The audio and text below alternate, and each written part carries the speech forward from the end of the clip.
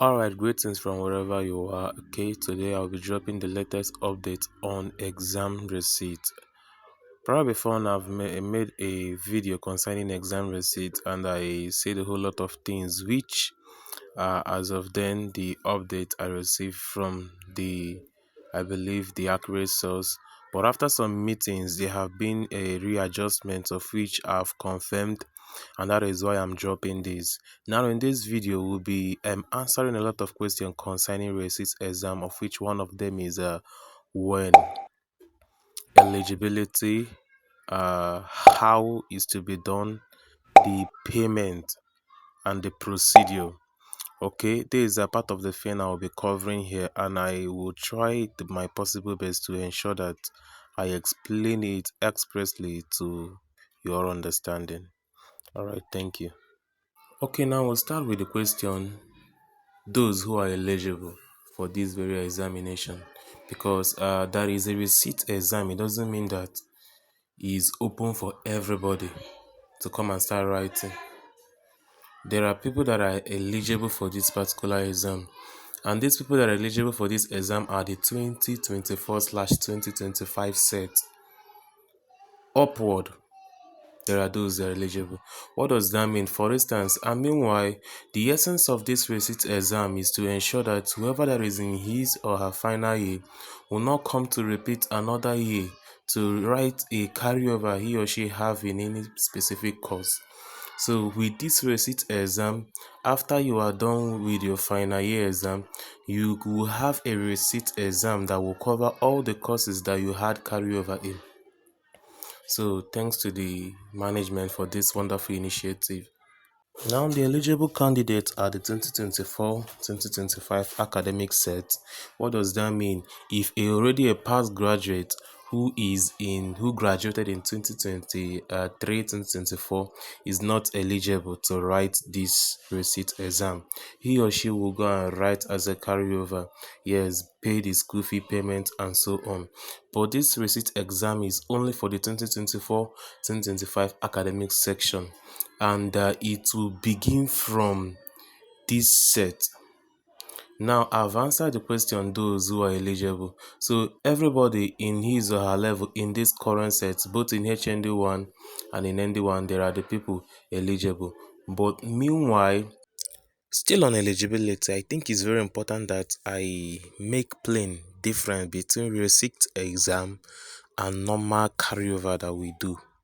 Now, receipt exam is mainly for the final year students in HND2 final or ND2 final. Of course, that's the initiative why it was being made, so that when somebody graduated and he had any issue with a course in his ND1, which of the semester, any of the level or semester rather, or in HND 1 or even in HND2, you will not have to come again and rerun a cycle, joining lectures, writing quiz, writing exam.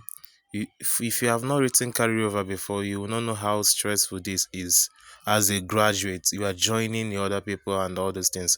But notwithstanding, so they now did what? Brought a receipt exam, whereby after your second semester exam, which I'm currently on, now you will now do what?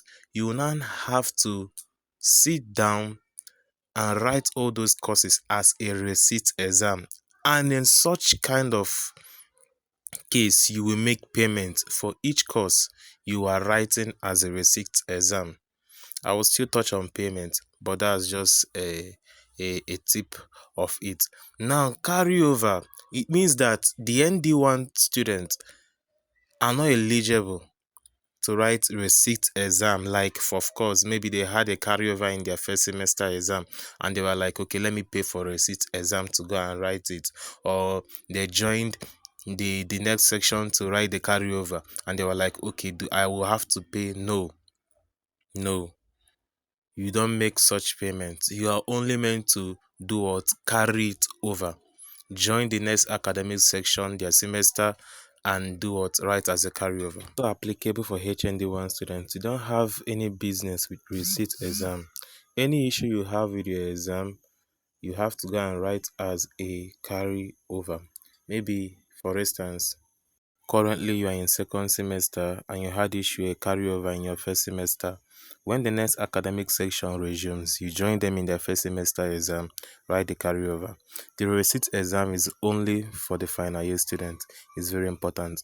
Now, even for the final year students, it's not all exam that you write that you make payment for. Some people who are privileged to join the second semester HND2 people to write a carryover are like asking, will they pay for the receipt exam? No, there's no need paying for the receipt exam. The payment is only meant to be made on any issue you have in this second semester, because normally in our final year, if you fail, you pay school fee. If you fail, you pay school fee and go and join the next section and write the exam when the time or level comes. Repeating a cycle. A cycle. So it means that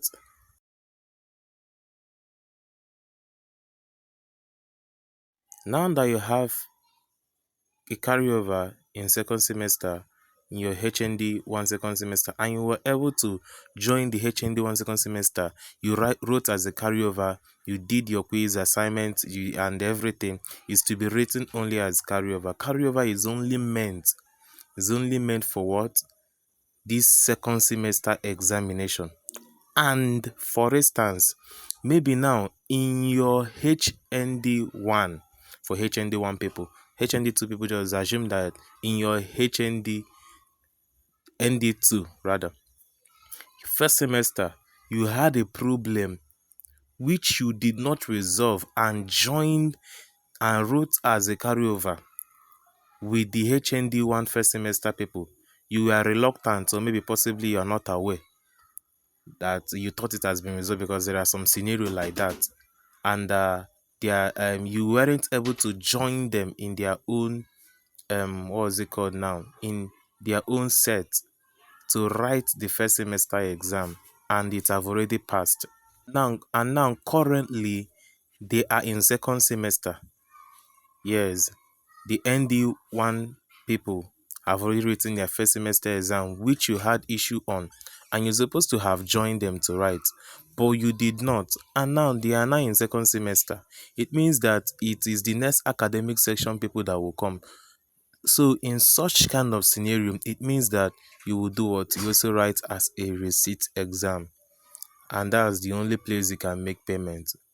For those that were able to join their level and write the exam, like for instance the HND, so if you had carryover in HND one second semester and currently second semester exam is ongoing, and you joined as a carryover student, attend lecture and everything, did your quiz, definitely there is no payment. Payment is only on those that you skipped your privilege or chances of doing in the first semester.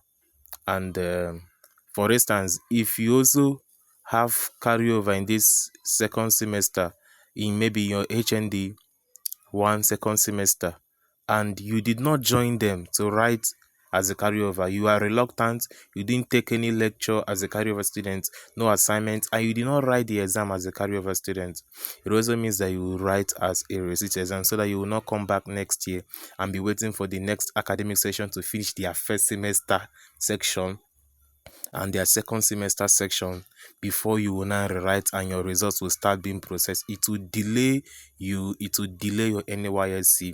So that's why this initiative is being made. I believe I've made a little clarification on this. Now let's talk about something else, which is how the payment is being made. Now, if you are a student and you had any carryover or any receipt exam issue, I'm not praying that you will have, even in this second semester exam that we are writing, maybe after when the result is out and you discover that you had a carryover, it means that you will write as a receipt exam. Or maybe currently now, you discover that you have still an unresolved issue in the first semester of your HND1 or ND1, and you are in your final year. It also means that you will write the receipt exam. Now, how the payment is being made is this.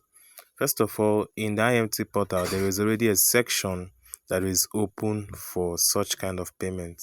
So what you're meant to do is first of all, you go to any business cafe or IMTI city center. Any business cafe can do it. Even I do run it for students because I also work in business cafe. Anybody can do it, but ensure it's an IMT anyway, because it is only people that knows how it's being done that can do it. So when you make payment, each cost 20k depending on how many receipts you want to. When you make payment, you do what with the receipt of the payment, reach out to your HOD, show her I've already made payment, so that she will do what? Write out your name and course. She will give you a form that you will fill. In that form, you will fill the course, the course title, and a whole lot of things, the lecturer. While you are done filling, they will document it so that they will know the lecturer, know the course, so that they can set an exam for it. So don't just go and make payments and be reluctant. When you are done with the payment, go to your HOD. She will give you a form. Fill the form and do everything that is required of you so that they can take note of it and begin to make preparations. Now, the next question is when. These have been the most important part of the question for some people.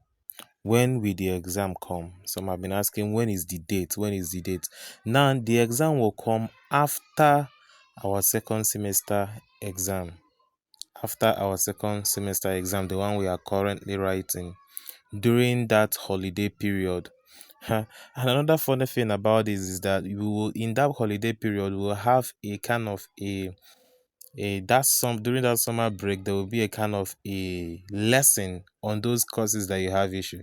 So it means that you will come back, they will have a lecturer. That's why you need to, after making payment, to get the form so that they can make preparations of the people that will come and teach you guys briefly on the courses so that they will can be able to set the exam.